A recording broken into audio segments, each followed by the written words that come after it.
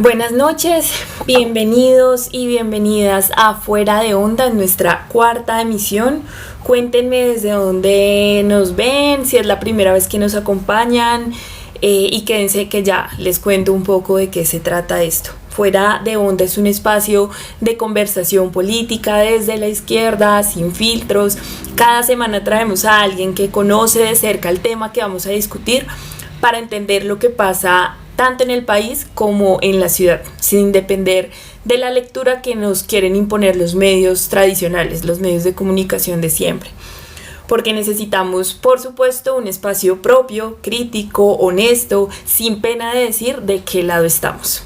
Soy Jennifer Cardona Malaver, hago parte de El Movimiento y de la plataforma política Primero lo Primero. Llevo años en la conversación política desde la izquierda y este programa también es un espacio para el debate crítico, el análisis y el llamado a la acción. Hoy el tema es el agua, cómo se maneja, quién decide sobre ella y quién termina pagando el costo cuando escasea. Venimos de vivir el racionamiento más largo en la historia reciente de Bogotá y ya hay alertas de que el fenómeno del Niño puede volver con fuerza antes de que termine el año. Pero antes, vamos con algunas pistas de lo que está sucediendo en la ciudad. Empecemos por lo que repite la alcaldía y la gerencia del acueducto, que la ciudad está mucho mejor preparada para un nuevo fenómeno del Niño que en 2024. Dice que la planta de Tibitoc pasó de tratar 4.5 a 10.5 metros cúbicos por segundo, que el sistema Chingaza tiene más agua embalsada que el mismo periodo del año pasado y que si toca volver a racionar será con la ciudad en mejores condiciones. Vamos a desmontar eso en 3 puntos. Primero, esas cifras son reales, pero se miden contra el peor momento de la historia hídrica de la ciudad. Estar mejor que en la crisis más grave jamás registrada no es lo mismo que estar preparados de verdad. Segundo, el IDEAN ya elevó la alerta a una probabilidad del 90% de que el Niño se consolide para septiembre de este año, con posibilidad de que alcance una intensidad muy fuerte entre octubre y diciembre, una de las más intensas desde mediados del siglo pasado. Es decir, mientras el distrito habla en pasado, el fenómeno que viene todavía no ha llegado a su punto más duro. Y tercero, la infraestructura ayuda. Pero el ahorro de 2024 y 2025, recordemos, se logró principalmente a punta de sacrificio ciudadano, turnos de racionamiento cada 9 horas y luego cada 18 días, casi 2 años de organizar la vida familiar alrededor de cuándo había agua y cuándo no. Esa parte del estamos preparados nunca se dice con palabras. Entonces no. La pregunta no es si hay más infraestructura que antes. La pregunta es quién vuelve a asumir el costo si el Niño llega tan fuerte como anuncia el IDEAN. Además, esta semana volvió a circular el argumento oficial. La CAR y la propia embotelladora insisten en que la concesión de agua que tiene Coca-Cola FENSA en La Calera, con más de 40 años de antigüedad, capta agua de una cuenca que no alimenta el embalse de San Rafael. Técnicamente, dicen, no tiene relación con el racionamiento de Bogotá. Vamos a ser justos con ese punto y luego vamos a ampliar la foto. Es cierto que la fuente que usa la planta de La Calera no es la misma que abastece directamente a Bogotá. Eso lo han confirmado tanto la CAR como otros verificadores independientes. Pero el problema de fondo no es solo esa cuenca específica. Según una investigación de Vorágine y un análisis de Conectas, esa planta puede extraer hasta 1.65 millones de metros cúbicos de agua al año, pagando apenas cerca, óiganlo bien, 0.9 centavos de dólar por metro cúbico, mientras un hogar en Bogotá paga promedio más de 1.000 pesos por litro equivalente, casi 70 veces más caro que la tarifa industrial. Y mientras la planta operaba con normalidad, cerca de 422 familias de esa misma zona de La Calera llevaban meses en racionamiento, dependiendo de carro tanques, porque la infraestructura local no les garantiza el servicio que sí tiene garantizado por concesión la embotelladora. Entonces, el punto no es acusar a una empresa de robarse el agua de un embalse que no toca. El punto es que la tarifa del agua industrial en Colombia es casi regalada, que empresas de bebidas, ultraprocesados y cerveceras concentran cerca del 11% del consumo de agua de una ciudad como Bogotá, y que esa desigualdad en el precio nunca entra en el discurso de todos nos apretamos el cinturón durante el racionamiento. Y como último aspecto, porque el manejo del agua no es solo la que sale del grifo, la Secretaría Distrital de Ambiente presenta como bandera la recuperación de humedales como Córdoba y habla de jornadas de educación ambiental con miles de participantes. Otra vez, hay que ser justos, pero ampliar el panorama. Es cierto que Córdoba es hoy uno de los casos de recuperación comunitaria más citados y quizás más adelante una de nuestras invitadas puede profundizar en ello. Pero en 2024 el propio Ministerio de Ambiente tuvo que frenar e imponer medidas de protección sobre los humedales Juan Amarillo, Jaboque y Córdoba, precisamente porque obras del propio distrito con exceso de concreto violaron los planes de manejo de esos ecosistemas. Un informe de la Personería de Bogotá de marzo de este año encontró 17 amenazas activas sobre los humedales de la ciudad, con Jaboque y el complejo Tibabuyes Juan Amarillo entre los más afectados por falta de saneamiento, vertimientos y presión urbanística. De los 15 humedales declarados en Bogotá, 7 siguen catalogados en cuidados intensivos por su vulnerabilidad. Los humedales entonces no son un paisaje bonito de fin de semana, regulan el ciclo hidrológico, amortiguan inundaciones y son parte del sistema de agua de la ciudad, tanto como cualquier embalse. Y hay también una tensión clara entre la urbanización que se sigue permitiendo y la protección que se anuncia en el discurso. Con esto cerramos este primer bloque porque estos tres aspectos son la misma historia contada 3 veces. El agua no falta o sobra por casualidad, falta o sobra según a quién le cobre, a quién se le racione y a quién se le proteja. El tema entonces de esta cuarta emisión, para que quienes se han venido sumando, es el manejo del agua, quién gana y quién pierde en Bogotá. Y quiero ser clara desde ya. No vamos a hablar del agua como si su escasez fuera un fenómeno climático que simplemente nos tocó. Vamos a hablar del agua como lo que es, un derecho humano fundamental y un bien común, atravesado por decisiones políticas sobre tarifas, concesiones, ordenamiento territorial y protección ambiental. Decisiones sobre quién paga barato y quién paga caro, sobre qué barrios sienten primero el racionamiento y cuáles casi no lo notan, sobre qué ecosistemas se protegen de verdad y cuáles se sacrifican por el desarrollo urbano. Para esto no podía tener entonces mejores invitadas. Hoy nos acompañan 2 mujeres que han trabajado junto con las comunidades y los territorios en defensa del ambiente y la necesidad de ponerle el ojo a la relación que tiene la ciudad con el agua. Por un lado tenemos a María Angélica Prada, abogada, profesora universitaria, activista y defensora de los derechos humanos. Ha seguido de cerca cómo se garantiza o no el derecho al agua en Bogotá y qué herramientas jurídicas tienen las comunidades frente a la desigualdad en el acceso. Y María Fernanda Velandia, activista ambiental y guardiana de los humedales, integrante de la organización En Movimiento. Su trabajo está en el territorio, en la defensa cotidiana de los ecosistemas que sostienen el ciclo del agua en la ciudad. María Angélica, María Fernanda, bienvenidas a Fuera de Onda, ¿cómo están? Hola querida Jennifer, ¿ahí me escuchas bien? Muchísimas gracias por esta invitación.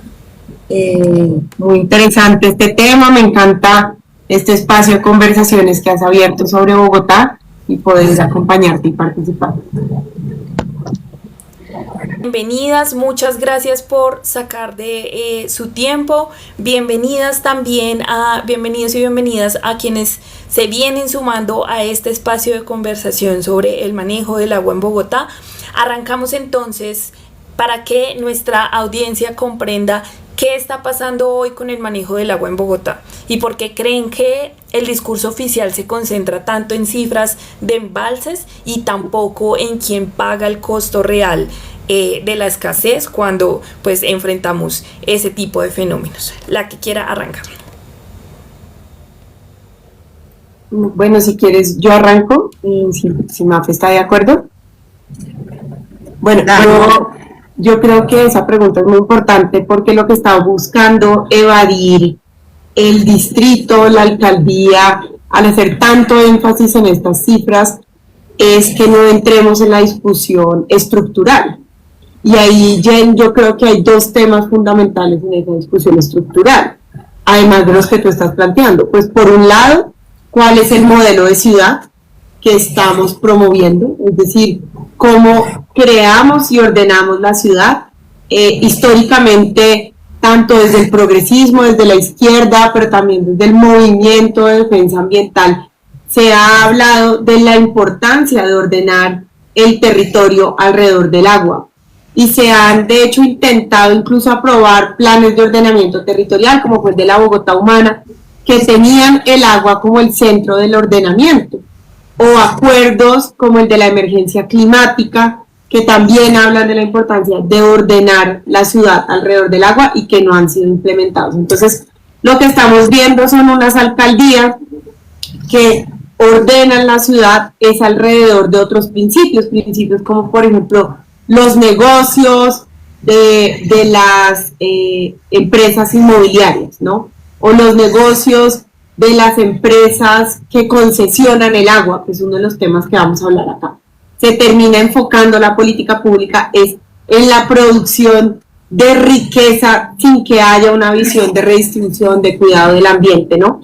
Y el segundo tema que yo creo que es fundamental hablar, y sí creo que es muy importante, es cuál es la relación que hay frente a las crisis de agua y el cambio climático. Y me parece muy importante que hablemos de eso porque estamos entrando en este momento en un gobierno que inicia este viernes, que es negacionista del cambio climático, ¿no? Entonces, por esa razón, creo que no podemos separar esta discusión. Si bien el fenómeno del Niño es un fenómeno, pues que, dijéramos, entre comillas, es natural, es decir, es un fenómeno de la naturaleza que llega periódicamente a Colombia y a otras partes del mundo, la forma como el fenómeno del Niño se ha ido transformando en las últimas décadas por el calentamiento global, pues es algo que igual tenemos que tener en cuenta, es decir, porque son cada vez más frecuentes y más fuertes los fenómenos del Niño. No es porque la naturaleza lo esté definiendo, sino por el impacto que las acciones humanas han tenido en justamente estos fenómenos climáticos. Y yo creo además que es muy importante, Jen, ya para darle la palabra a Mafe y poder tener aquí una conversación, que saquemos la discusión de la infraestructura, ¿no? La administración ha buscado culpar al presidente Petro y a las exalcaldía de la Bogotá Humana del racionamiento por la decisión que se tomó informada y técnica de no avanzar, por ejemplo, con una ampliación de Chingaza, de lo que es Chingaza 2, por sus impactos ambientales, por sus impactos sobre las fuentes hídricas y sobre el páramo de Chingaza. Y como dices tú, se ha enfocado en una discusión únicamente de datos del embalse frente a la necesidad de construir más infraestructura y no está dando las discusiones estructurales, que son cuál es el modelo de ciudad, ¿no? Cómo construimos la ciudad, porque con el agua pasa lo mismo que pasa con las vías. Nosotros podemos construir vías para resolver el problema de una ciudad que crece de manera desorganizada, ¿sí? Pero eso nunca va a ser suficiente. La ciudad siempre va a crecer a mayor velocidad que lo que nosotros podemos construir vías para poder resolver el problema de la oferta y la demanda de los carros. De igual manera, nosotros podríamos seguir ampliando Chingaza, ¿sí? Con Chingaza 2, pero eso no va a resolver el problema a largo plazo si nosotros no transformamos la forma como construimos la ciudad y si no nos tomamos en serio el problema del cambio climático. Claro, antes de darle la palabra a Mafe, incluso hay algo que a mí me parecía muy interesante del gobierno nacional a inicios de su mandato, y era la posibilidad de pensarse el ordenamiento territorial del país alrededor del agua. Creo que a veces no apreciamos como el territorio en el que vivimos y todas estas fuentes hídricas, y precisamente pasa lo que pasa porque no tenemos en cuenta nuestro relacionamiento sociedad-naturaleza. pero voy a darle la palabra a Mafe para que nos pueda también ampliar la perspectiva. Listo, muchas gracias y aprovecho pues para agradecer a Jen por este trabajo de hacer fuera de onda.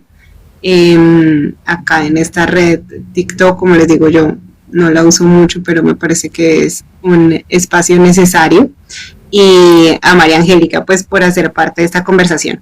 Entonces yo concuerdo en que el tema tiene que ver con cómo nos pensamos la ciudad, es decir, cómo nos pensamos el territorio, frente a esta cuestión de ordenar el territorio alrededor del agua, que es realmente una idea que deberíamos seguir profundizando, pero que al final no es tan sencilla de hacerla real.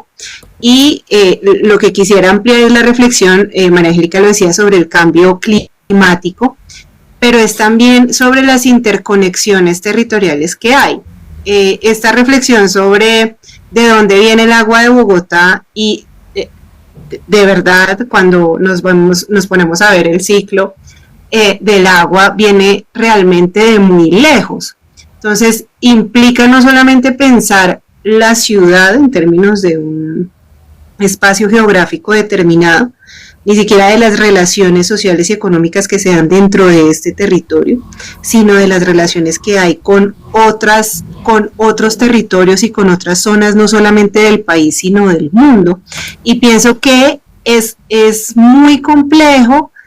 Y precisamente me parecía muy interesante, le estaba dando vueltas a la pregunta que hacía Jen sobre por qué nos llevan al tema de los embalses, y me parece muy interesante porque sí hay que pensar en los embalses, pero es como una forma de desviar efectivamente la atención sobre lo estructural del problema, ya lo decía María Angélica, pero además para nosotros y nosotras, desde el lugar que nos paramos en la izquierda, es un problema realmente complejo, es un problema que implica repensar la relación con el agua en términos del consumo, en términos de lo que significa para la vida, es decir, no solamente tiene que ver con si hay agua disponible en el embalse, sino qué tanta consumimos. Me parece que es una reflexión muy, muy válida que hacer, tanto a nivel colectivo y social, como incluso no hay que demeritar la dimensión individual de no solamente la reflexión en términos de pensarlo, sino de la acción. No sé si yo pudiera, porque yo creo que Mafe plantea una cosa muy interesante que se vio cuando tuvimos el racionamiento en el 2024-2025, y es que mucha gente no sabe de dónde viene el agua de Bogotá, ¿no? Y como dice Mafe, no es que el agua de Bogotá no es que se extraiga, por ejemplo, de debajo de nuestros edificios, que de pronto es lo que algunas personas pensarán, ¿no? El agua de la ciudad viene de debajo de la ciudad, sino que realmente es un sistema complejo de abastecimiento que, pues, interconecta la ciudad y lo urbano con páramos, con áreas protegidas, con humedales, tanto en Bogotá como pues en la región ampliada de los Andes, ¿no? Y digo esto porque muchas personas me acuerdo que decían que no entendían por qué estábamos en racionamiento si en Bogotá estaba lloviendo. No sé si recuerdan que un momento del racionamiento en el que en Bogotá estaba lloviendo, entonces la gente decía, pero ¿por qué si en Bogotá llueve no tenemos agua? Y es justamente también esa desconexión frente a que Bogotá no es como un territorio delimitado, sino que está conectado pues con múltiples sistemas ecológicos a lo largo no solo de la zona andina, sino también de los llanos en el país. Uh-huh. Sí, a mí me parece muy interesante lo que ustedes mencionan, y de hecho se me ocurre como dos elementos que quizá podamos como profundizar, que precisamente tocan muchas veces la discusión en la calle con otras personas, y es, uno, tiene que ver con el tema de que acá creo que todos y todas hemos crecido con la lógica de comprender el agua como un servicio, sí, que llega a nuestras casas y en el grifo tenemos acceso a ellas, etcétera, pero creo que todavía no hemos logrado instaurar una narrativa y hacer un ejercicio pedagógico alrededor de comprender el agua como un derecho y como un bien común, que precisamente pues no debería ser sujeto de mercantilización. Y el segundo elemento alrededor de estos planteamientos es precisamente pues entender lo que tú decías, María Angélica, como de dónde viene el suministro de agua, ¿sí? Porque creemos que además como vivimos rodeados de montañas, vivimos en una ciudad que todo el tiempo pues se encuentra con unas condiciones climáticas favorables para que llueva, entonces que eso ya amerita pues que por sí tengamos agua, y que incluso creo que la misma discusión de la alcaldía y la administración nos han llevado a ese punto, porque cada vez que se les pone la discusión del agua sobre la agenda, pues su respuesta está directamente relacionada con el tema de si los embalses están llenos o no, de los embalses qué zonas de la ciudad alimentan, etcétera. Entonces creo que sí, me gustaría antes, digamos, como de entrar a profundizar algunas cosas frente al problema del agua, es frente a eso, de cómo comprendemos el agua en nuestra ciudad, y a partir de esa comprensión del agua, cómo esta administración está tomando las decisiones que terminan pues en últimas beneficiando a unos y perjudicando a otros. No sé si Mafe quiere empezar ahorita. Bueno, dale. Yo creo que siguiendo con el hilo también de lo que veníamos diciendo, hay una desconexión profunda con el sentido de cómo se organiza la vida, ¿sí? Y ese es uno de los grandes triunfos del capitalismo, y es separarnos de lo que hace posible que nuestra existencia se reproduzca, no solamente nuestra existencia individual, sino nuestra existencia colectiva. Y pensemos que eso es lo que sucede con el agua. Es decir, pareciera que claro, todo es agua, y es muy fácil que cuando tú le hablas a la gente sobre el agua te digan sí, y entonces el 70% del planeta es agua, y la mayor parte de nuestro cuerpo humano está compuesto por agua, y usamos agua todos los días, y cuando hay racionamiento te das cuenta de lo dependiente que es tu vida de que haya agua y que venga por una tubería, pero termina no siendo algo importante, sino que termina siendo una transacción, es decir, tengo el agua en el grifo y pago un recibo por ella. Ahorita estaba viendo un comentario que alguien ponía. No, perdón, es que iba a decir como que además cada vez está más caro el recibo. Claro, y entonces, pero entonces ahora cada vez es más caro. ¿Y cómo me van a racionar si estoy pagando? Estaba pensando en un comentario que justo acababa de ver en los mensajes, y decía, claro, pues la gente piensa que como paga, entonces lo puede derrochar. Y ahí la reflexión que hacías, Jen, ¿no? No es que es como si efectivamente fuera, pues yo lo pago, pues entonces yo lo derrocho, y es como, no, es muy difícil salirse de esa lógica, que es al final la lógica del consumo mediada por el capital y por la plata. Es una transacción mercantil. Y pues como yo pago, pues yo asumo que pues eso es por lo que quiero, y no como efectivamente un bien común, o como algo que es colectivo y que hay que cuidarlo, y que no solamente lo cuido acá en mi casa, porque cuando pasó lo del racionamiento pasado, a mí había algo que me hacía un poquito de ruido, y era como una idea instalada de que no había, mejor dicho, que si las grandes empresas consumen mucho más, porque yo tenía que ahorrar en mi individualidad. Y yo decía, no, o sea, creo que es un racionamiento equivocado, porque que otro derroche no significa que yo la tenga que derrochar. Entonces, justo para conectarme ahora yo no sé si, perdón si me adelanto un poquito, estaba mirando algunas cifras, y realmente en Bogotá, digamos, urbana, ¿sí?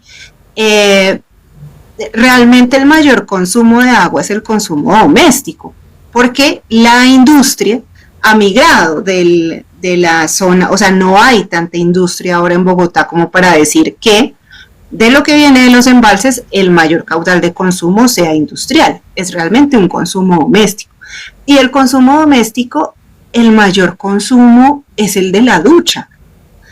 Y yo escuchaba gente diciendo, no, pero es que yo como, o sea, no, es que yo si no me demoro 20 minutos en la ducha no quedo bien. Y yo digo, o sea, todo bien, es chévere demorarse, pero no. Ahora, eso no es la generalidad, ¿sí? También nosotros sabemos que hay consumos que tienen que ahorrarse definitivamente porque valen mucho. Entonces, me dispersé un poco, pero lo que quería decir es, claro, toda la visión y toda la perspectiva sobre el agua parece estar mediada siempre por la transacción mercantil.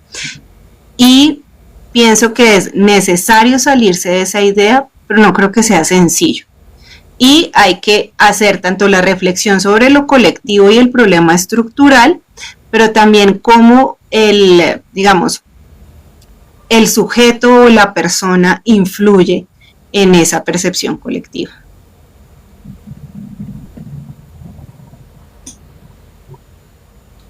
No, pues dijéramos, yo complementaría, yo estoy de acuerdo con la crítica que hace Mafe a esta visión del agua, como esta visión capitalista del agua como una mera mercancía inmediata, como decía Jen, en términos de servicio, en una transacción comercial entre el que presta el servicio y el consumidor, como esa lógica meramente economicista frente al agua, pero...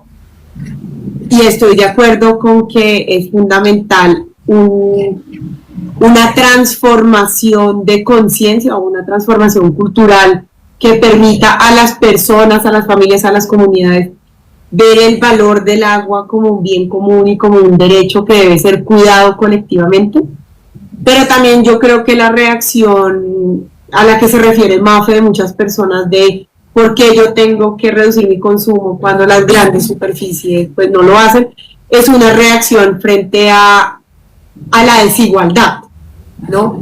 Y a la desigualdad en términos de, primero, que la reacción que tuvo la administración local fue de una vez culpar a los individuos, es decir, nunca hubo una reflexión estructural frente al modelo de ciudad, frente a los problemas estructurales del cambio climático, sino que de una vez fue, esto es un problema de consumo individual y la medida es restricción del consumo individual.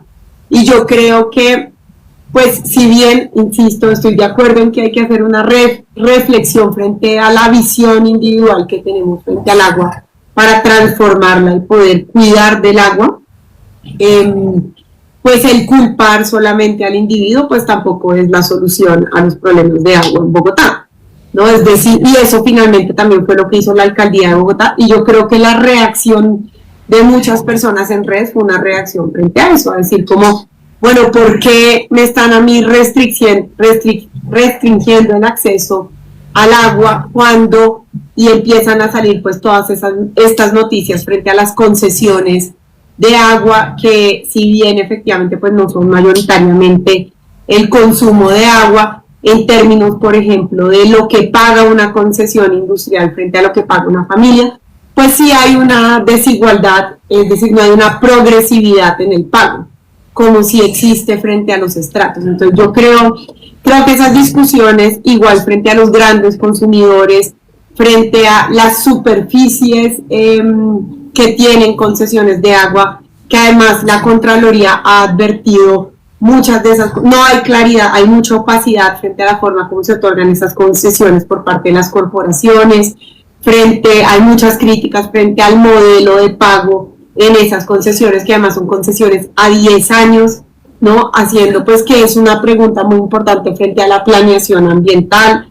Entonces, pues yo igual entiendo por qué las personas salieron como con esa respuesta de no, esto no es meramente un problema individual, aunque obviamente también lo es, sino es un problema más estructural, y en ese problema tenemos que tener discusiones frente a, como plantea Jen en su pregunta inicial, quiénes estamos pagando de manera desproporcionada el efecto del racionamiento de agua, ¿no?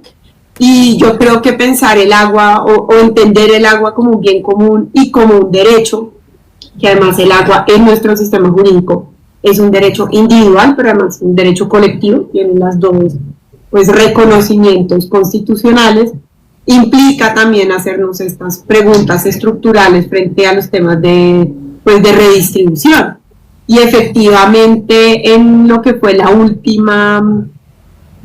último racionamiento, pues el racionamiento no lo sufrieron de manera igual todas las personas en Bogotá. Las personas que estaban en edificios de propiedad horizontal tuvieron un racionamiento menos gravoso, justamente por la existencia de tanques de agua, ¿no? Eso también fue como un escándalo en el momento del racionamiento, que los edificios y conjuntos residenciales, al tener pues tanques de agua, los activaban el día del racionamiento y efectivamente pues esos edificios no racionaban agua, ¿no?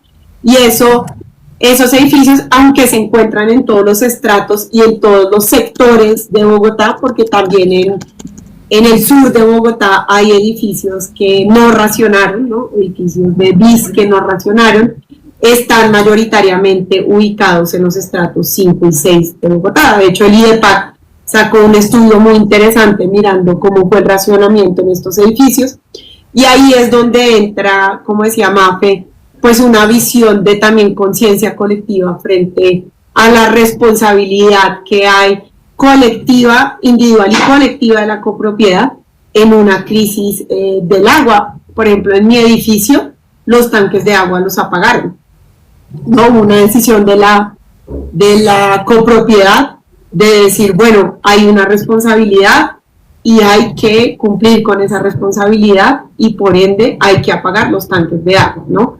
Pero eso pues requiere una transformación cultural en la forma como entendemos el agua, no meramente como dice Mafe, como un bien que si yo estoy pagando entonces yo tengo derecho a destruirlo, que es la forma como entendemos la propiedad privada, ¿no? Entonces esa visión tan capitalista y pues muy liberal tradicional de la propiedad privada, en la que yo tengo el uso, el disfrute, pero también el derecho de destrucción, que es justamente tan negativa, no solamente para el agua, lo es también en otros tipos de propiedad individual y de propiedades colectivas. Sí, yo quisiera, no. Perdón, Jen. Dale. Sí, es solo como para agregar algo, porque me parece que es este punto de la desigualdad y de una ciudad que es estructuralmente y profundamente desigual, pues también se vive ahí. Era un poco, creo, la reflexión que tú hacías al inicio, y es claramente en lugares o para personas o para familias que viven en desigualdad, que tienen un acceso muy precario o ningún acceso al agua potable o al agua en sus casas, pues el racionamiento terminaba así, o que viven en lugares muy apartados donde las redes no funcionan igual. Claro, el racionamiento fue mucho más gravoso. Creo que el tema de la reflexión individual a veces se puede ir por ese lado y no, creo que no tiene que ir hacia allá, porque sí hay que hacer visible y evidente que cuando hay desigualdad, la escasez golpea siempre con más fuerza a quienes ya está sufriendo de la desigualdad.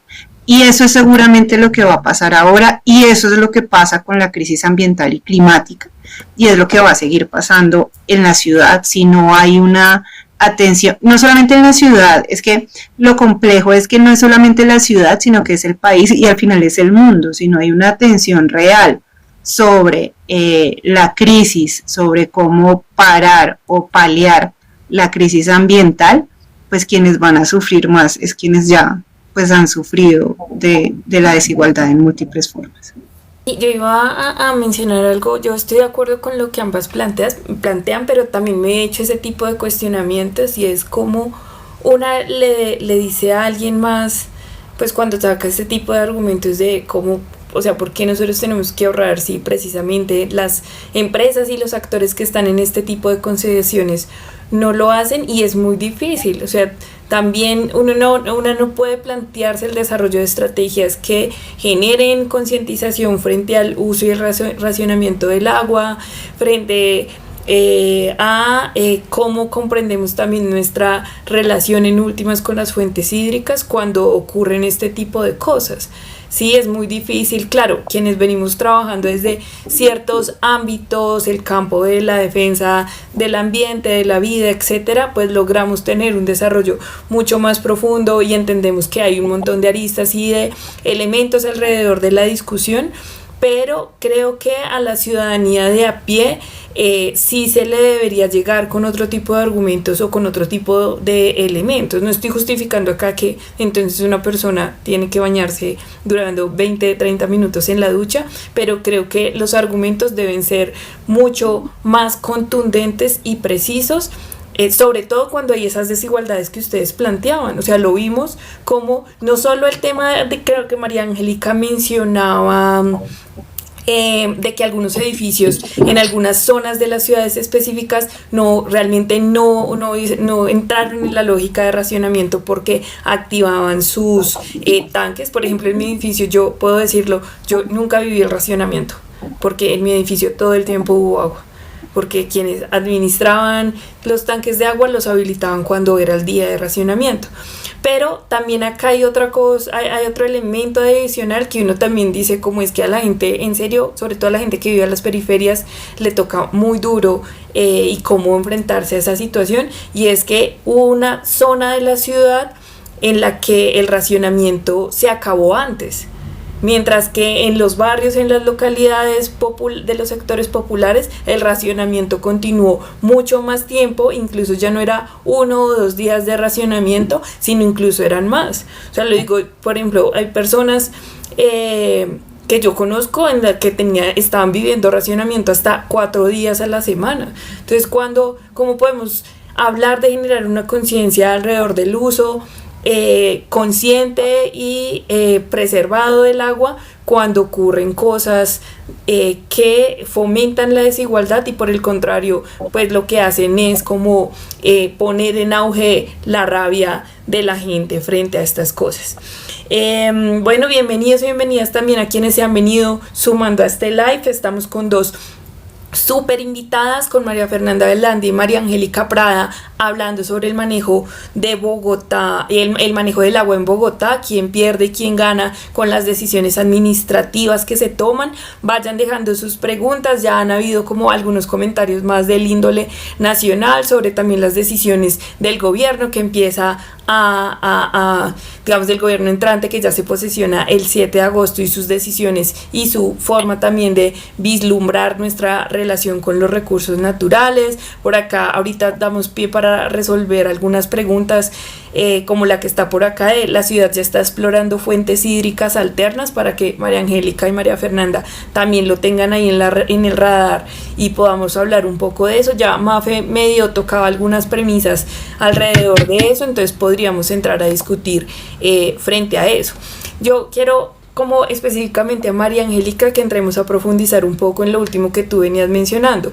Claro, entre el 2024 y el 2025, que fue todo esto, digamos, como toda la decisión alrededor del racionamiento que tuvo un impacto tan grande, ya vemos como en unos sectores más que en otros, y que hubo una fuerte desigualdad, sobre todo en estas zonas populares versus las zonas de estrato alto, por llamarlo de esta forma. Quiero como hacerte 2 preguntas para ver si tú tienes como algunas luces que podamos entender también desde otro lado. Quiero aprovechar un poco como tu expertise y tu trayectoria como abogada, y es qué instrumentos legales existen para exigirle al Estado como un manejo más justo, y si hay alguna, no sé, alguna acción jurídica concreta, una tutela, una acción popular que incluso ya se haya presentado, se haya implementado por este tema. Yo, digamos, creo que hay dos respuestas a lo que me preguntas. Pues una es frente al tema de los racionamientos, y otra es frente a problemas estructurales que, como decía Mafe, de, por ejemplo, barrios que no tienen acceso al agua potable. Sí, como son 2 cosas diferentes, pero puedo abordar las 2. Voy a empezar con la segunda, es decir, en una ciudad donde todavía hay un acceso inequitativo al agua, como el agua está reconocido tanto como un derecho fundamental como un derecho colectivo, pues efectivamente hay acciones jurídicas que las comunidades pueden tomar para exigir la garantía de este derecho. Si definitivamente no hay un acceso al mínimo de agua potable, al mínimo de agua, es posible acceder a la acción de tutela, aunque la acción más común que se usa para, digamos, poder lograr que se le ordene al Estado, en este caso al gobierno local, a la alcaldía, que establezca redes de conexión, es la acción popular, ¿no? Estos serían como los mecanismos legales que existen, como, no sé, pues para quienes nos están escuchando, la acción de tutela es una acción subsidiaria, solo aplica para vulneración de derechos fundamentales.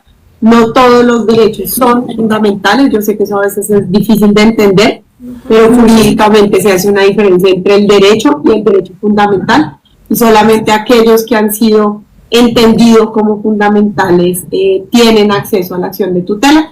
¿Y cómo sabemos que un derecho es fundamental? Pues uno, porque está establecido como derecho fundamental en la Constitución, o porque posteriormente a través de la jurisprudencia y por su importancia para la garantía del derecho a la vida de las personas, pues las Cortes amplían su noción y lo declaran un derecho fundamental. Y un ejemplo de eso es el derecho al agua, como estoy diciendo, aunque no es el derecho al agua en un sentido amplio, es el derecho a un mínimo vital de acceso al agua. Ese es el derecho fundamental. Lo mismo, por ejemplo, el derecho a la salud. El derecho a la salud es un derecho que no está explícitamente reconocido como un derecho fundamental en la Constitución, y no fue sino hasta el 2006 que la Corte Constitucional lo reconoce como un derecho fundamental, ¿no? Pues esto es un poquito así como de clase de derecho muy rápido, pero cuando no se trata de una afectación que es en el que se pone en riesgo la existencia vital de la persona, pues en ese caso se tiene que recurrir a la acción popular, que es una acción que es muy útil, pero tiene unos tiempos de decisión mucho más largos. Una sentencia de acción popular puede demorarse 1 o 2 años en salir, ¿no? Entonces, pues son procesos menos expeditos. Yo creo que además son muy importantes las veedurías.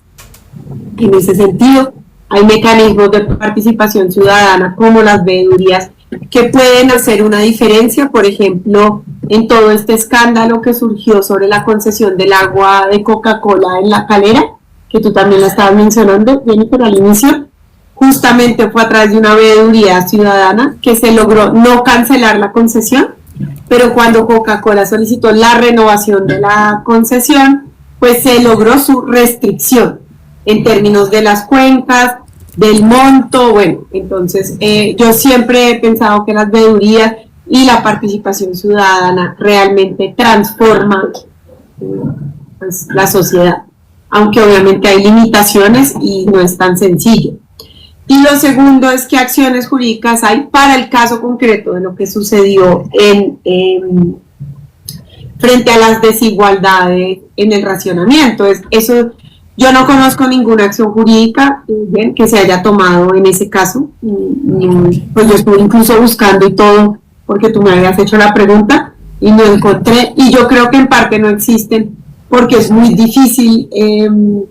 Es muy difícil tomar una acción jurídica porque en este caso la acción jurídica nuevamente habría que tomarla contra los privados, ¿sí? Porque finalmente o es el problema estructural, ¿no? Que ya expliqué de qué manera se puede abordar jurídicamente el problema estructural, o es el problema muy coyuntural de que hay unas personas que tienen acceso a tanques y unas personas que no, ¿sí? Y realmente ahí lo único que podría exigirle uno a la alcaldía es que tome medidas policivas para cerrar los tanques, ¿no? Que claramente es muy probable que una alcaldía no lo va a hacer por pues el impacto político que eso le trae, ¿no? Es decir, imagínate cerrando tanques yo estaba revisando el estudio del IDEPAC y dice que el 65,4% de las copropiedades tienen tanques de reserva.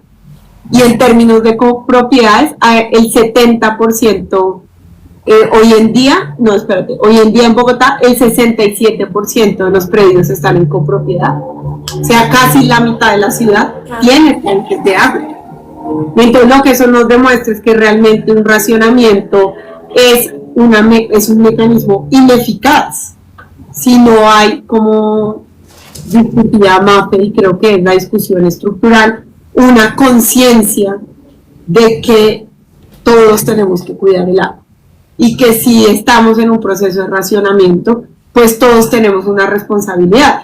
Y yo sí creo que debemos dar la lucha política en contra de los privilegios frente al acceso al agua de las grandes superficies, pero que eso no nos quita la responsabilidad comunitaria e individual de cuidar lo que es un bien común, ¿no? Lo digo, Jenny, porque tú decías, no sé qué decirle a las personas que dicen yo porque tengo que ahorrar agua cuando los otros no tienen que ahorrar agua. Pues yo creo que la respuesta es, primero hay que dar la lucha política, usted qué está haciendo para que estos pierdan los privilegios, y segundo, igual si hay una responsabilidad colectiva, y en esa responsabilidad colectiva, pues hay una agencia individual que entra a formar lo colectivo, porque lo colectivo finalmente es el conjunto de agencias individuales pensadas desde lo colectivo y no desde el individualismo. Entonces, pues muy difícil tomar una acción jurídica en términos de racionamiento. Súper. A propósito de ese tema de la acción colectiva, Mafe, tú que trabajas directamente en la defensa de los humedales de la ciudad, ¿cómo ves este panorama ya digamos en el aspecto propio del territorio? ¿Cómo se traduce en últimas en la vida cotidiana y en la vida de las comunidades esta tensión de la cual yo mencionaba como al principio de este live, entre la urbanización, las obras, incluso el propio distrito y la protección real de estos ecosistemas que regulan el agua de Bogotá? Bueno, ahí voy a hablar sobre eso, pero antes quisiera como empezar por el lado de la pregunta de si se están explorando fuentes alternativas, porque me parece que nos permite plantear varios puntos importantes. Desde la empresa de acueducto y alcantarillado, como resultado también de esta dependencia del sistema Chingaza, después del racionamiento anterior, se aceleraron, digamos, unos procesos que ya venían haciendo de modernización de Tibitoc. Esto para evitar, digamos, que disminuir la dependencia del sistema Chingaza para poder como respaldarlo un poco con Tibitoc. Esta pregunta es muy compleja porque ha habido interés desde hace ya, me corrige María Angélica, desde hace décadas incluso en hacer un Chingaza 2, ¿sí? Que es una propuesta que desde el ambientalismo no respaldamos porque tendría unos impactos ambientales graves en el mismo páramo que surte el resto de las cuencas, ¿sí? Y entonces hago esa reflexión eso por un lado. Por el otro está el tema de las fuentes subterráneas. Eso fue también estuvo discutiéndose cuando el racionamiento anterior, sobre todo porque quienes hacen uso de las concesiones subterráneas, que uno podría no darse cuenta, pero realmente son muchas en la ciudad, son sobre todo grandes superficies y usos industriales. Normalmente las aguas de estos pozos no son aguas que se usen directamente para el consumo humano, ¿no? Tienen que pasar antes por procesos de potabilización o se usan en determinados procesos industriales o comerciales que no implican como de facto el consumo humano, ¿cierto? No son potables, digamos, como salen ahí de la tierra. Pero además eso nos plantea una cuestión adicional y es que el tiempo de recarga de los acuíferos subterráneos es muy largo, ¿sí? Hay estudios que en Bogotá, digamos, y la Sabana hay 3 sistemas de acuíferos subterráneos. están a distintos niveles de profundidad. Están separados sobre todo pues por capas de tierra, de piedra y sobre todo de arcilla, ¿sí? Entonces, no es lo mismo hablar de uno que está, el que se llama el cuaternario, creo que está entre los 500 metros de profundidad, a los que están más profundos o a los que están más superficiales. ¿Por qué digo esto? Porque es que el tiempo de recarga de un acuífero subterráneo puede ser de miles de años, ¿sí? Entonces, cuando nosotros pensamos en se puede o no se puede, o qué tanto se está explotando, si es sostenible la explotación de los acuíferos subterráneos, tenemos que pensar en eso, y es la explotación del acuífero subterráneo no solamente implica el posible agotamiento de este acuífero, sino lo que implica el vaciamiento de un acuífero, que afecta la estabilidad general del suelo, es decir, puede afectar la misma estabilidad de la ciudad. Entonces, eso en términos de si se amplían, si no se amplían las concesiones, si se les quitan las concesiones a las industriales para darlas al consumo humano cuando se necesite, es una decisión, digamos, que tendríamos que tomar como ciudad. Y yo quiero ir allá porque es que no es sencilla, la decisión es de quién depende. Y creo que nosotros, si hay algo que no sabemos, porque precisamente el capitalismo nos quita a nosotros esa posibilidad de decidir sobre la propia vida, es a tomar decisiones como ciudad. Y es un poco lo que decíamos ahora, pues si yo soy responsable y sé que mi consumo de agua puedo moderarlo y reducirlo, porque no me hace falta gastar tanta agua, pues lo hago, ¿sí? Como responsabilidad colectiva. Y es lo que cada quien debería hacer si nosotros tuviéramos la posibilidad de tomar decisiones como ciudad para el bien común y no para el privilegio o, digamos, la ganancia de unos pocos. Hay un poco para entrar en esa pregunta que tú haces, Jen, de cómo se vive eso en los territorios, y yo creo que es un poco eso, y es como ese desprendimiento de que nosotros al final no podemos decidir sobre la ciudad, no podemos decidir sobre lo que se hace, pues al final es un poco como aguantar. En general, ¿no? Ahora, hay muchas personas, muchos colectivos, muchas organizaciones que tienen una lucha decidida, frontal, muy continua por la defensa de los ecosistemas. Y ecosistemas que contribuyen a la regulación del ciclo hídrico, pero creo que en esto que estamos hablando de la conciencia colectiva tienen un lugar importante, y es entender en dónde estamos como en medio de ese planeta que se llama Tierra. Creo que es eso, en términos de este tema que estamos hablando en particular, es la sensibilización sobre el lugar de cada quien, el lugar de cada comunidad, de la ciudad, de lo colectivo, dentro del planeta, de lo finito que es, pero de lo que contiene y de las múltiples relaciones que contiene. Entonces, es como efectivamente, esa tensión entre el agua y la necesidad de acceder a ella para poder desarrollar como unas vidas plenas, la imposibilidad de sentirse parte de las decisiones importantes que se toman en relación con el agua, y un proceso continuo que esperamos que se profundice cada vez más de formación y educación en relación con una conciencia ambiental. Súper. Bueno, vamos a cerrar este segundo bloque con una pregunta, pues a propósito de lo que se viene, con la alerta del IDEAM sobre el fenómeno del niño, que posiblemente viene muy fuerte entre octubre y diciembre. Entonces, en esa lógica, ¿qué debería estar exigiendo hoy la ciudadanía y el campo popular, tanto a la industria como a la alcaldía, para que la próxima crisis hídrica no se resuelva otra vez a costa de las mismas familias? Yo quisiera empezar para seguir con una idea que traje ahorita, y es en términos de las nuevas fuentes. Yo decía, me parece una reflexión importante porque creo que esto pasa como con el tema energético, y es no solamente buscar nuevas fuentes o fuentes alternativas como para decir, entonces busquemos la forma de garantizar un consumo infinito de este bien común, sino por el lado del consumo necesariamente hay que buscar formas de racionalizar el uso del agua en la ciudad.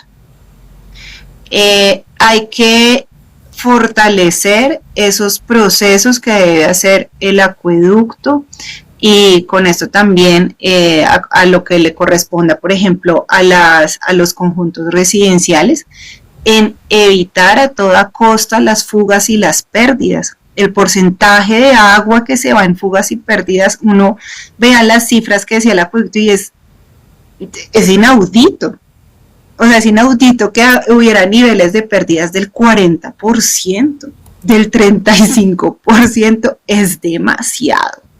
Sí, y eso tiene que ver con actualizaciones y modernizaciones que son inversiones que son absolutamente necesarias y deberíamos estar exigiendo con un conocimiento, digamos, creo que con un conocimiento muy preciso de dónde se están dando y de dónde se pueden dar, de cómo el Estado y las empresas privadas, en términos de su responsabilidad en el consumo y uso de este bien común, pueden contribuir a fortalecer o a desarrollar o a profundizar las capacidades comunitarias y colectivas para el uso más racional del agua. Me parece que eso es fundamental. Y algo que es muy estructural, a veces parece como demasiado lejano, pero es absolutamente necesario, y es pensar en estas otras zonas del país. María Angélica lo decía, entonces está en los llanos, está en la Amazonía, y es, miren, mientras no, digamos, ¿qué pasa con el fenómeno del Niño? Claro, lo decía ya María Angélica, pero para que eso quede muy claro, sí hay un fenómeno natural, pero el calentamiento global ha contribuido a su profundización. Entonces, a veces uno lee los artículos y dicen, no hay evidencia, como que no hubiera evidencia de que el cambio climático impacta, y uno dice, pero pues esto se trata del calentamiento del Pacífico, y estamos viendo que año tras año se baten récords de temperatura en todo el mundo, en todos los océanos. ¿Cómo vas a decir que no tiene relación? Ah, sí, que el Niño no está producido por el cambio climático. Ajá, claro, no es producido por el cambio climático, pero que se agrava, y que se agravan sus consecuencias, no solamente por el cambio climático, sino por la crisis ambiental y social generalizada. Claro que sí. Y en ese sentido tenemos que exigir acciones cada vez más decididas en enfrentar la crisis ambiental, en detener los procesos de deforestación en la Amazonía, en la Orinoco-Amazonía, porque entre más se terminen de quebrar los ciclos, igual vamos a seguir perdiendo, como si se quiere llamar, seguridad hídrica, o pues la posibilidad de garantizar el acceso colectivo al agua. Bueno, yo para complementar, entonces quisiera es como contarles que tenemos unas herramientas de política pública que yo creo la ciudadanía debe exigir que se cumplan para justamente, como dice Mafe, no estar obsesionados solamente con la búsqueda constante de nuevas fuentes de agua para constantemente consumir más en un ciclo interminable que solo va a llevar a que se agote el agua. Entonces, pues por un lado, no mucha gente lo conoce, pero la bancada del Pacto Histórico en el 2020 logró, sobre todo con el liderazgo de Susana Muhammad, que fue nuestra ministra de Ambiente también, logró la aprobación del Acuerdo 790, que es el Acuerdo de Emergencia Climática para Bogotá. Y este acuerdo trae una serie de acciones muy interesantes que yo creo son justamente el tipo de acciones en las que debemos estar pensando para evitar una crisis del agua nuevamente en la ciudad. Pues uno es, como ya lo mencioné, el ordenar el territorio alrededor del agua, que como dice Mafe, eso suena muy bonito, pero no es tan sencillo, ¿no? Es decir, realmente pensarse la planeación alrededor del agua implica un cambio de mentalidad en la forma como construimos la ciudad, pero pues ha sido una apuesta siempre de que por lo menos empecemos a pensar qué significaría construir la ciudad alrededor del agua y no a espaldas y encima de nuestras fuentes hídricas, ¿no? Y el segundo, pues crear e implementar una política integral del uso del agua en la ciudad que incluya recirculación del agua, reutilización del agua y aprovechamiento de aguas lluvias, grises y potables, ¿no?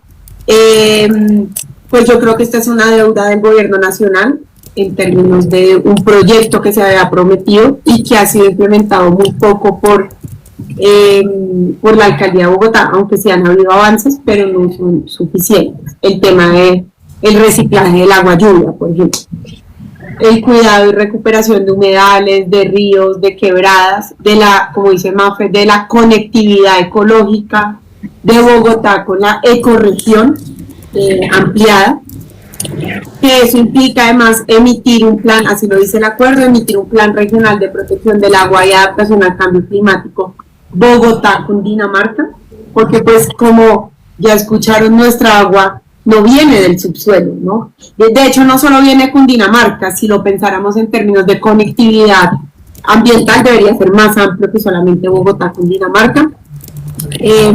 Pues fortalecer el monitoreo y la modelación de los eventos hidrometeorológicos. Esto son acciones del acuerdo, no me las estoy inventando. Incorporar criterios de autosuficiencia hídrica, tratamientos de aguas residuales y drenajes sostenibles en la construcción y el ecourbanismo, ¿no? Esas son como algunas de las propuestas interesantes que hace este acuerdo, que realmente lo que está es engativado y dejado al olvido, y fue un esfuerzo importante para pensarse cómo en Bogotá nos podemos volver más resilientes a las crisis del agua que aumentan con el cambio climático, ¿no? Otras dos herramientas que creo que es muy importante mencionar, son los consejos territoriales del agua. El gobierno nacional acaba de emitir el mes pasado el decreto 699 que reglamenta estos consejos territoriales del agua. Son una instancia de participación. En la región de Bogotá hay dos priorizados, el de la Sabana y el de el páramo de Cruz Verde hasta Sumapaz, el del ecosistema del páramo Cruz Verde hasta Sumapaz. Es muy interesante, aquí está conectado un amigo que tú lo conoces, Jen, que es Andrés Gil, con quien pues trabajamos juntos, y él es el secretario del único consejo territorial actualmente activo en Colombia, que es el de el Magdalena. Entonces, pues él conoce la experiencia de cómo se montan estos consejos. Pues yo creo que hay un intercambio interesante por si un día lo quieres invitar acá a participar para que cuenten esa experiencia tan interesante del Magdalena, o de pronto si él ahorita que tú vas a abrir micrófonos, ¿no? Sí, que más bien Andrés tome la palabra, chévere, si nos puede contar esa experiencia, me parece muy importante. Y de la misma manera se acaba de emitir la Política Nacional del Agua 2026-2030, que está organizada alrededor de 4 pilares: gobernanza democrática y conocimiento, conservación y restauración de los ecosistemas, acceso al agua, saneamiento y recuperación de su calidad, y adaptación climática, transición energética y gestión de riesgos, ¿no? Entonces, pues yo creo que todas estas herramientas primero hay que conocerlas, apropiarlas y exigir su implementación, porque traen ya acciones y acciones de política pública que nos podrían estar ayudando a construir y ordenar una ciudad más resiliente frente al cambio climático, más ordenada alrededor del agua, en la cual, pues dijéramos, no estemos necesariamente obsesionados con el consumo, la búsqueda de agua para el consumo individual o de los negocios. Súper, gracias María Angélica y María Fernanda. La verdad, sabemos que también el tiempo es corto para temas como estos tan grandes, pero ahora en Fuera de Onda tenemos un espacio que se llama Micrófono Abierto, que es como la parte final de nuestro programa, porque sabemos que hay personas que se van conectando y que también tienen mucho que decir frente al tema, y a veces los caracteres en el chat pues son insuficientes para poder expresar la viva voz de pues quienes nos han acompañado. Entonces voy a darle paso. Igual hay quienes quieran escribir en el chat, hacer preguntas, pueden hacerlo, pero quienes quieran subirse pueden entonces ya desde ya enviar la invitación. Yo lo subo. Hay una regla súper clara, y es que todas las opiniones que se hagan de la gente que yo suba ahorita al live tienen que ser bajo el respeto. Si se viola esa regla, lo bajamos de una. Entonces ya pueden enviar sus invitaciones. Ahorita habían enviado como 2, ya que las había cancelado, pero quienes estén interesados en subirse y hacer un comentario, una pregunta, ampliar el análisis de alguno de los aspectos que nuestras invitadas nos han presentado, pueden hacerlo en este momento.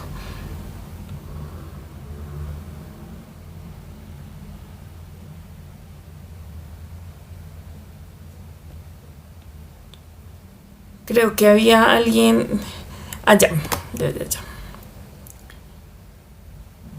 si quieres, puedes activar también tu cámara si quieres.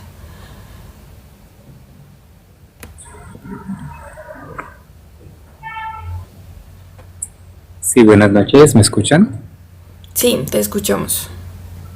Hola, ¿cómo estás? Mi nombre es David Fuentes, fui integrante del Ejército Nacional por más de 20 años y trabajé los últimos 7 años en temas ambientales con parques nacionales ahí en Chingaza. Pues primero que todo, pues felicitarlos por el trabajo que vienen haciendo, por todo lo relacionado con el tema ambiental, la conservación del agua. Y pues digamos que una de mis inquietudes principales en estos 7 años trabajando el tema ambiental y pues principalmente Chingaza, teniendo en cuenta su importancia hídrica para Bogotá, creo que 2 cosas que serían importantes trabajar es con las comunidades en un aspecto y obviamente con las personas en el territorio, ¿no? Por ejemplo, en Chingaza pues se logró la lista verde porque se involucró a las comunidades, se involucró al ejército, se involucró a la policía, se involucró al acueducto, perdón, y pues digamos que esto pues favoreció mucho todo el trabajo que se hace en el territorio.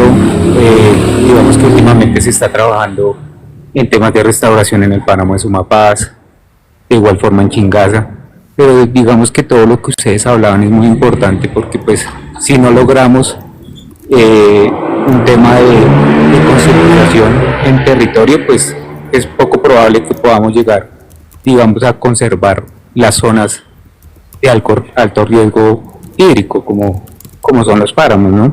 Entonces digamos que eso era como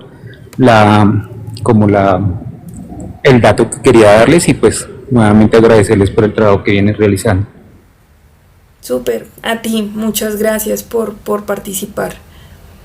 Y de eso tampoco hemos hablado, pues porque creo que también nos centramos como en la discusión de la Bogotá urbana y en algún momento seguramente también tendremos un espacio para hablar desde un panorama mucho más amplio, incluso el rol que han tenido y que podrían tener ciertos actores en el cuidado y el manejo de los recursos hídricos y en últimas de la protección de la naturaleza.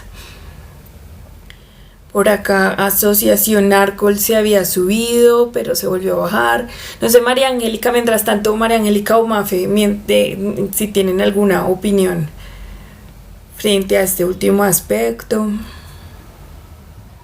A mí, voy a darle yo primero porque me parece muy importante lo que plantea Daniel, ¿verdad?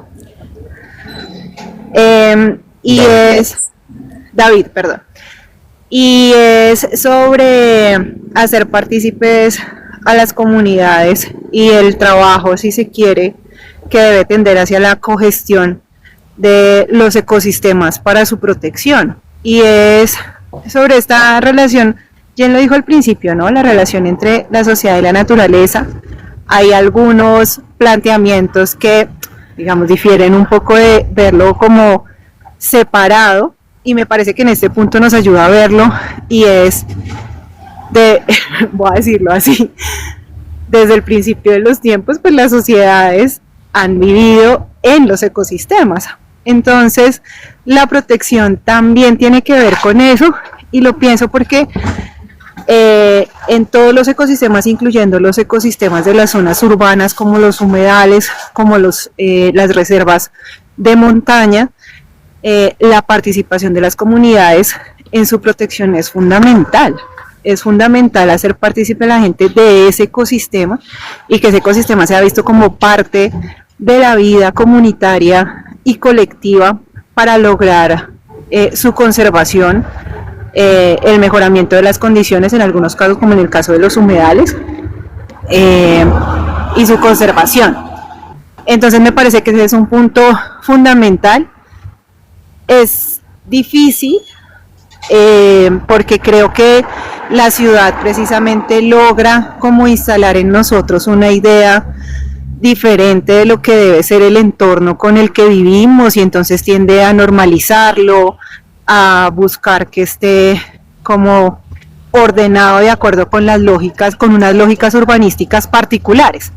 Me refiero, por ejemplo, entonces a que el humedal para algunas personas se ve bien si tiene senderitos o ciclorrutas en concreto, o si tiene iluminación, y pues eso no es lo que necesita realmente un ecosistema. Entonces, esto de construir colectivamente una protección de los ecosistemas, incorporando a las comunidades y no sacándolas de los ecosistemas, es muy, muy importante. Yo creo que una de las cosas que nos invitan y que hemos invitado aquí a cuestionarnos es esas fronteras entre lo urbano y lo rural, ¿no? Como tan estrictas en ese imaginario de lo que es habitar una ciudad, y que además son reforzadas pues por los límites administrativos jurídicos, ¿no? Que establecen como esas jurisdicciones tan rígidas en términos de los mandatos de las entidades. Pero pues definitivamente todo esto que hemos venido discutiendo pues no abarca solo Bogotá, abarca todo el país, y las interconexiones entre los diferentes sistemas, de los diferentes ecosistemas, pues realmente son muy complejas, y es muy importante que la ciudadanía las entienda, porque lo que pasa en los llanos nos afecta, pero lo que pasa en el Amazonas nos afecta, lo que pasa en los páramos nos afecta, y es una política nacional también. O sea, la implementación de una política nacional también es fundamental para Bogotá, no es solamente lo que hace la alcaldía de Bogotá, sino cómo se protegen los ecosistemas, incluso superando las fronteras nacionales, ¿no? Porque el Amazonas no es solo colombiano, es solo por dar mexicano. Yo creo que es muy importante pensar más allá de la ciudad. Es cierto. Bueno, por acá Asociación Arcol deja un comentario que dice: la defensa del agua es vital para nuestras vidas y el desarrollo humano en las ciudades. Sí, por supuesto, creo que igual todo lo que hemos venido hablando en estas emisiones de Fuera de Onda, creo que se va anclando muchísimo, o sea, se va articulando entre sí, y en últimas a mí me llega una sola conclusión, y es como, o sea, que eso, esto lo hemos discutido mucho con Maf en los espacios como de nosotras, y es cuál es la ciudad que queremos, o sea, en qué tipo de ciudad queremos vivir y bajo qué sistema de organización, qué estructura organizativa y de toma de decisiones también pues no nos interesa, porque este tema de cómo nos relacionamos con el agua está anclado a lo que hablábamos hace 8 días de el plan de ordenamiento territorial, todo el sistema de la gentrificación, etcétera, y entonces en últimas cómo todos estos aspectos no funcionan de manera aislada, sino que en realidad están articulados y conversan básicamente con la forma en la que percibimos la ciudad y en la forma en la que también queremos habitarla. Pero bueno, ya pues digamos con esto, si no hay más personas que quieran como participar de este espacio de micrófono abierto, pues entonces cerramos esta 4ª emisión de Fuera de Onda. Me parece muy valioso todos los aportes que trajeron nuestras invitadas hoy. Son compañeras que aprecio mucho y que hemos también caminado la ciudad desde diferentes perspectivas, aristas. Cada una de ellas viene haciendo un ejercicio muy interesante, no solo con estos temas ambientales, sino en general por la defensa y la dignificación de la vida, cómo nos pensamos una Bogotá para el cuidado de todas y todos, en donde logremos converger y donde precisamente logren reducirse esas desigualdades. Y creo que también una de las grandes conclusiones que, reitero, como que empieza a ligarse a otras discusiones que hemos tenido, es que en últimas acá tenemos que jugárnosla por fortalecer, seguir insistiendo en la concientización tanto individual como colectiva, poder cambiar las narrativas alrededor de ciertos conceptos, de cómo comprendemos digamos, como ciertas lógicas y dinámicas que se dan en la ciudad, incluso la misma forma de ejercer la administración pública, y en últimas, cómo seguimos insistiendo en la batalla cultural. Creo que el cambio de conciencia, el ejercicio pedagógico y todos estos aspectos que ya venimos poniendo en diálogo también tienen que ver con una batalla cultural, con cómo hacerle frente precisamente a estas dinámicas tan individualistas de consumo cotidiano, de mercantilización de la vida que nos están afectando y que por supuesto vienen causando grandes deterioros en el ambiente y por supuesto pues en la vida tanto de los seres humanos como de todos los seres vivos que nos acompañan. María Angélica y Mafe, gracias entonces por acompañarnos, por su tiempo y por poner el derecho y el territorio en el centro de esta conversación. A nuestra audiencia también, gracias por estar, por participar. Recuerden seguirme por redes sociales para estar pendiente de las diferentes emisiones que tendremos los martes desde las 8 de la noche. Tendremos invitados muy especiales. Estaremos poniendo el foco en Bogotá, pero eso no implica que pues no podamos abordar otros temas incluso que hacen parte de la cotidianidad y de la coyuntura a nivel nacional. Entonces, Mafe, María Angélica tienen la palabra también para dejar un último mensaje y despedirse. No, pues agradecerte muchísimo, Jen, y a Mafe por esta conversación, a En Movimiento, por todos los espacios pues pedagógicos de construcción colectiva que están organizando en Bogotá y en el país, y a los que muy generosamente me invitan a mí y a las personas con las que también pues trabajamos colectivamente en este proyecto político ampliado del que todos hacemos parte. Y muchísimas gracias a quienes nos escucharon e intervinieron. Un abrazo muy fuerte y que estén. Bueno, muchas gracias. Igualmente mi agradecimiento a Jen por estos espacios y por todos los otros que podemos compartir, a María Angélica por compartir sus reflexiones y su trabajo también, y a quienes nos escucharon hoy. Yo quisiera hacer un pequeño comentario sobre unos de los mensajes que nos dejaron en el live que no abordamos porque son más de un orden nacional, pero el tema de cómo la entrada de capitales e intereses extranjeros puede incidir en restringir aún más el acceso al agua como bien común o para el bien colectivo, y me parece que tenemos que estar muy atentos y muy atentas a eso, y va a ser un campo de lucha importante durante los próximos años, no solamente por las características del gobierno que asume en pocos días, sino porque la misma crisis que hemos planteado va a llevar a que el agua sea cada vez un interés sobre el que va a haber muchos poderes actuando, y es fundamental estar organizados, y sé que ahí vamos a estar todas nosotras y también quienes nos escuchan. Muchas gracias, un abrazo, que tengan linda noche. Bueno, nuevamente muchas gracias. Este es un espacio abierto, la idea es que podamos como seguir conversando, pero que también esté abierto a las posibilidades de discusión. Si quienes se han venido conectando en cada una de las emisiones tienen interés de participar, tienen un tema que crean es relevante para la discusión y el debate que estamos dando, no duden en escribirme por interno a través de las diferentes redes sociales, TikTok, Facebook, Instagram, X, en fin, con @Jen Jen con J y doble N Cardona M.